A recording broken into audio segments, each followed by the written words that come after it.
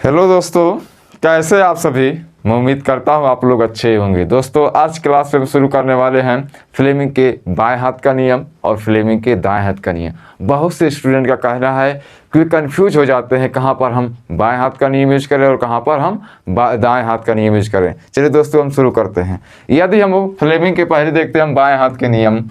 यदि हम अपने बाएँ हाथ के 3 उंगलियों क्रमशः अंगूठा, तर्जनी, मध्यमा को एक दूसरे के लंबवत करते, अर्थात इन तीनों के बीच 90-90 डिग्री का कोण बने। ठीक है दोस्तों, तो क्या होगा, यदि हम अपने बाएं हाथ की 3 उंगलियों क्रमशः अंगूठा, तर्जनी और मध्यमा को एक दूसरे के लंबवत इस प्रकार करें कि तर्जनी चुंबकीय क्षेत्र की दिशा को डिनोट करे, मतलब तर्जनी चुंबकीय क्षेत्र की दिशा को प्रदर्शित करे, और जो हमारा मध्यमा है मतलब विद्युत धारा की दिशा डिनोट करती है, तो उस पर लगने वाला बल जो है अंगूठा, तो उस पर लगने वाला बल की दिशा डिनोट करता है। ये इसका क्या होता है, नियम होता है। यदि हम अपने बाएं हाथ की 3 उंगलियां अंगूठा, तर्जनी, मध्यमा को एक दूसरे के लंबवत इस प्रकार रखें कि तर्जनी चुंबकीय क्षेत्र की दिशा को डिनोट करे और मध्यमा चालक की धारा की दिशा करे, तो उस पर लगने वाला जो बल होगा वो अंगूठा प्रदर्शित करेगा। ठीक है दोस्तों, अब हम देखते हैं चालक की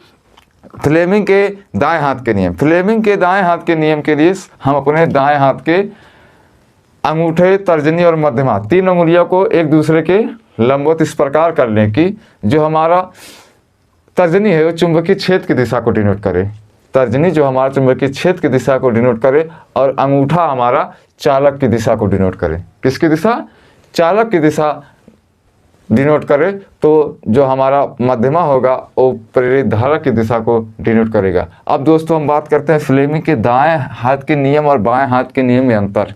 फ्लेमिंग के बाएं हाथ के नियम से हम क्या करते हैं, बल की दिशा ज्ञात करते हैं। हमारा चुंबकीय क्षेत्र और करंट पहले से पता रहता है, तो हमको बल की दिशा ज्ञात करनी है। ठीक है, इसका यूज हम कहाँ करते हैं, विद्युत मोटर में, क्योंकि हमको चुंबकीय क्षेत्र भी मिल जाता है और करंट, हम तो विद्युत मोटर में करंट तो हम प्रवाहित कराते हैं, तो हमको क्या ज्ञात करना है, यांत्रिक मतलब इलेक्ट्रिकल करंट से, मतलब इलेक्ट्रिकल एनर्जी से हमको मैकेनिकल एनर्जी प्राप्त करने के लिए हम फ्लेमिंग के बाएं हाथ का नियम यूज करते हैं। क्योंकि हमको चुंबकीय क्षेत्र पता रहता है, करंट पता रहता है, लेकिन हमको बल नहीं पता है, किस ओर घुमाना हमको जो है, उसके लिए हम फ्लेमिंग के बाएं हाथ का नियम यूज करते हैं। अब हम बात करते हैं फ्लेमिंग के दाएं हाथ। फ्लेमिंग के दाएं हाथ में क्या होता है, हमको चुंबकीय क्षेत्र, पहले दोनों में चुंबकीय क्षेत्र पता रहता है, लेकिन इसमें क्या होता है, इसका यूज हम जनरेटर में करते हैं। किसका? राइट हैंड रूल का। फ्लेमिंग के राइट हैंड रूल का यूज हम कहाँ करते हैं, जनरेटर में करते हैं, क्योंकि चुंबकीय क्षेत्र हमको मिलेगा ही एन से एस की ओर, लेकिन ये हम क्या करते हैं, इसको हम क्लॉकवाइज क्या करते हैं, घुमाते हैं, तो हमको चालक की दिशा ही प्राप्त है। इसकी इस स्थिति में हमको प्रेरित धारा प्राप्त होती है। ठीक है दोस्तों, यही दोनों में अंतर। ये जो फ्लेमिंग के बाएं हाथ का नियम होता है, ये बल प्राप्त करने के लिए होता है, फोर्स है, और ये क्या होता है, और जो हमारा राइट हैंड रूल है, प्रेरित धारा प्राप्त करने के लिए होता है।